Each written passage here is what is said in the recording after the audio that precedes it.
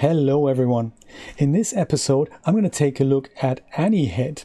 That's a motion capture plugin for DAZ Studio that promises to capture head movements with a regular webcam. So no special hardware is required, just this plugin and a regular webcam or video footage. And we can either feed in the video or just look at the camera, and that should move the head of our Genesis figure.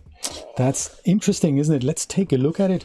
So it's made by the same people that made ANYLIP. That's a lip sync synchronization plugin for DAZ Studio, namely dobit. That's the company. I think it's a company in Slovenia.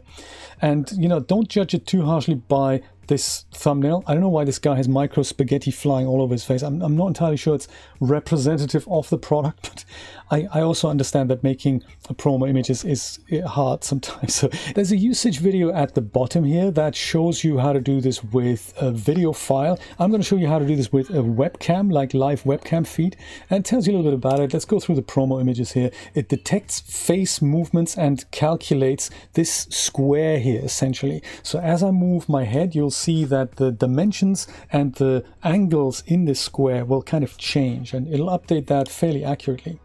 The cool thing, and this is kind of why I bought it, is that it can animate any node. So it doesn't just have to be a head node on the Genesis figure. It can just be anything, a cube, you know, whatever. And I am kind of expecting this, and really I'm just reading this into the documentation. No one's really said this in the documentation.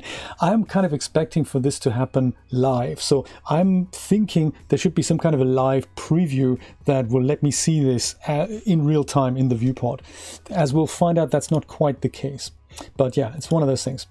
There's some options here that let you fiddle with certain settings, like how fast the keyframes are captured. And there's also a 9-page PDF document included. Let's have a look how it works. So first of all, it is much like many of the DAZ Studio plugins. It has its own tab, and currently that's not open. When you install it with Install Manager, there's nothing really that you can see unless you go to Window, Panes, and then there's this thing here called aniHead. So that's its own little pane or tab that you have to grab out and then dock it somewhere sensibly. Mine's docked at the bottom here. Usually it kind of comes up like this, so you can just move it around and then dock it wherever you want it. I might go put mine here because that's kind of nice.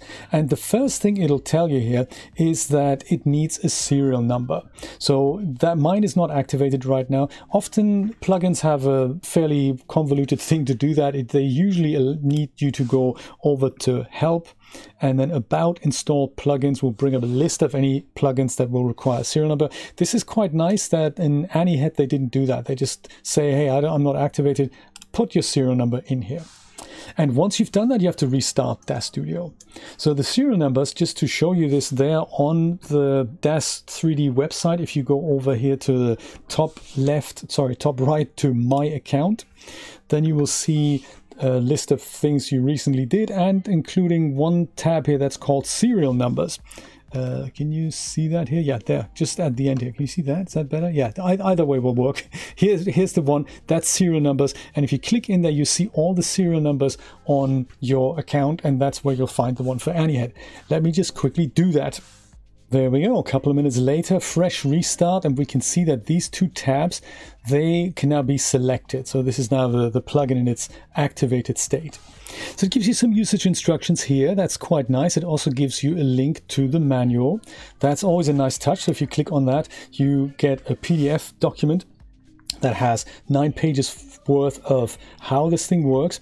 You know, I wish there was a way that vendors can make this available on the sales page, that people can actually read it before they buy the product. Sometimes that'd be such a good idea. I don't know if that's allowed on the DAZ store to do that, but you know, if that is somehow possible, vendors, please do provide a link to the documentation that we would otherwise only be able to read once we purchase the product, because it does often answer questions that, you know, we might want to know. Anyway, so there we go. You also get a support email address to the company, dobit.com.hr. I think that is Slovenia, but I don't quote me on that. So we get these two tabs here at the top, camera and video. So video, they kind of explain that in the sales video there. That is when you load up a video and have the head movements calculated from that. I'm going to use a camera feed, and for that we have, in fact, two tabs. We have this one here. The first one has a camera kind of activation button, and the second one lets you select the camera. There's other options here. Select frame recognition interval. So every 10 frames, it'll capture my face position and then writes a keyframe from that. You can set that lower or higher. Lower value will capture more often. Higher values will capture less often. There's some other things here. The most important one is here, this one, this drop-down menu. I happen to have 5 cameras attached to this computer. 4 of them are virtual destinations, something like the OBS virtual camera and the Epoch Cam, which turns your iPhone into a webcam and so forth. And those things, I don't know which one's which because they're not labeled. So that's something that I find a little annoying. Other applications are usually able to grab the camera ID out of it, because otherwise, how are you going to know what's what? So, none of them work. Sadly, like 2, 3, 4, and 5 don't work. They all show black pictures, even though there's something going on there. So somehow there's something wrong with it. Thankfully, Cam 1 is the Logitech camera that I've attached to here, and that one will work. So luckily, I didn't have to do anything other than that. If you have multiple cameras, switch them around, see what happens. Camera mocap is here where I can switch that on. So I can click that and that'll now make a connection to my camera. This takes a moment or so. You even get this not responding message from DAZ Studio, but eventually my live picture will come up from that other webcam. Or so we hope. And yes, we have liftoff. Look at that. Woo, now you got me twice. How exciting. One on a kind of a larger, wider frame and one on the cropped one. Just to tell you the technical process here, why I have 2 webcams and how are they connected. The circle one, that is the one that's being captured via a second computer that also captures the output of my first PC, and it is the squarish webcam on which that is connected. So the first webcam, the square one that I'm using for aniHead now, is connected to my presentation PC, and the other one is connected to my recording PC. So just thought I'd let you know in case you're, how did he do that? Well, that's how he did that. There we go. So this button here is literally the important one that essentially starts and stops a recording. But I didn't know that when I first looked into this. Whoops. What a shame. It's kind of stopped it. That shouldn't have happened. Let's go restart it. See if that happens. No, it doesn't want to do it anymore. What a shame. It kind of tries to make that connection. Oh, yes. And then we get this not responding. That's not so good. Perhaps I'll just restart DAZ Studio. It's kind of cool that happened on camera. Oh no, DAZ Studio came back. Okay, fine. Let's go and speak to the webcam one more time. This is, by the way, how many hours of our lives are just going down the drain, never coming back. Let me just quickly try this. Ah, there we go. We're back. Awesome. Excellent. So hey, the cool thing is, as you can see already on the square here, as I move my face, the shape of the square changes. And keep in mind that there's really not a lot of room in my little clothing cupboard here. So it is kind of cool that yesterday I tested this with a lot more light and the results were exactly the same. So that's kind of nice. You can see that how the frame is changing, and every time it flashes up, it goes and captures. So this is every 10 frames. If I go and take this down now to say something like 5 maybe, and I go here, then you can see that the black frame is now flashing a little bit faster. Maybe I'll leave it on 5 and we'll see what happens. There's also, if you don't like the color black, you can change this thing here on the set color. You can go and pick another color. I don't know, make it pink or green, or maybe, maybe something like a poisonous green here. If you do that, then the overlays will have a different color. So I don't know, I kind of like the black. Maybe I'll go and go back and change that to black again. There we go. The black is a good default. I think they've done that quite well. And I think the XYZ value up here, that shows me the coordinates of where that node is going to be in a moment. That's the plan. This thing up here, that little second button, that is to start and stop the capture. So if I do this now, I get an error message saying, hey, select a node in your scene to proceed first. And quite rightly so, quite rightly so. It doesn't have to be a Genesis figure. We will try that in a moment, but right now I'm going to go ahead and add a primitive, namely a cube here. There we go. We'll select the cube and see if it works. So cube is selected in here. Now let's go and start recording. Oh, this is exciting. So wherever I'm moving my head, things are being recorded now. But you wouldn't know this. So this is one of the criticisms I actually have. I have no idea what's going on right now. Would it kill us to have a little label that says, I'm currently recording this, and you shouldn't be seeing any real-time feedback, because that's just not how the plugin works. I have to go and stop the recording process again. And at that point, things are being written to the timeline as keyframes. So that is how it works. It's not quite what I had expected. I'm going to be perfectly honest. Your head animation has been written to the timeline. That's cool. Let's have a look. There's a ton of keyframes here. Very nice. Yeah, maybe I'll go and open this. Let's go play this back. And oh, look at that. The cube is moving. It's magic. How exciting. Imagine this on a Genesis head, hey? Very, very cool. So there we go. That's kind of, that kind of works already. That's exciting in a way. But it doesn't quite work the way I had expected it. I thought I'd get some kind of a real-time preview. As I move my head, the cube would move, or the Genesis figure would move. Not quite how it works. So it's a shame, because it also means I can't really use it the way I wanted to use it. Let me go and delete my cube out of the scene and bring in a regular Genesis figure. Actually, I have so many tabs open here. Can I find one? I'm going to use the Genesis 8 dev load. That should be good for this. The male dev load, perhaps. Here he is. I'm going to go and select his head, because I don't want to animate his whole body. I could either drill down here and find the head, but that's tedious. I can also just go and hover over the head and then right click and say select Genesis male head. And then this is selected in the scene hierarchy. That's kind of cool. I'm going to go and zoom in on that. Perhaps also switch over to this tool so that we don't see the 3D manipulator thing there. Alrighty, there we go. Switch over back to aniHead, and maybe I'm going to go and record some head movements with this guy. Are we ready for this? Okay, here we go. It's recording. Again, left, right, maybe top and the bottom, and maybe left again, and maybe up again, and maybe in the front again. That should kind of be enough for the demonstration. Again, no real-time feedback is difficult. It's difficult to judge, has this worked, is it working or whatnot? Because I tell you, what I really wanted to do is make posing live in general a little easier. Let's have a look at the results here. There we go. So it's not quite smooth. Every once in a while there's a little, this is not how I move my head, I gotta say. Got to be perfectly honest here. But that might be because I was messing with the interval structure. I'll try the same thing again with an interval of 10, which is the default. Maybe that'll work a little bit better. It kind of works, but it's also a little janky at the same time. As I said, I tried this with a lot more light and an even plainer background yesterday, and it didn't quite make a massive difference.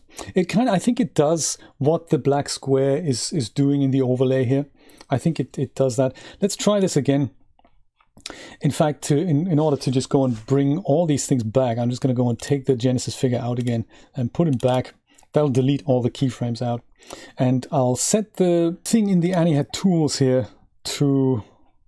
Maybe I'll just go and... I should have closed some of these things down here. Maybe draw settings I don't need. I'm just going to go make my life a little bit easier here. Render settings and surfaces I don't think I need. There we go. Let's close those things down. There, aniHead. There we go. So, timeline up. Camera settings. I'm going to go and set this back to 10. That was the default. Alrighty. So we're capturing less frames now. I don't actually know if I can overwrite things. Let's try, shall we? So select the head. They also recommend to, there we go, we're capturing, but you wouldn't know this if it wasn't for the green icon. I don't know if it overwrites keyframes. It might do that. It might not. Yeah, let's see if that works. Has been written to the timeline. Let's see what it looks like. And oh yes, they also recommend, yeah, it's still janky, isn't it? They also recommend to disable the limits that you have on the figure so that some head movements can be exaggerated. So the limits are the things that prevent the joints from rotating beyond a certain degree. And when you disable that, you could literally spin the head of a figure around 360 degrees, which couldn't happen in real life. And so that's why there's limits in place. Otherwise, you know, I've got the spiraled neck, and that's just terrible. So yeah, they recommend you switch that off. I didn't do that because it's just about the principle here. And yes, these are the results. So the $100,000 question then, I guess, is why do we need this? Is this something that we should rush out and buy and do something productive with? Because I'm thinking no, if I'm seeing these results.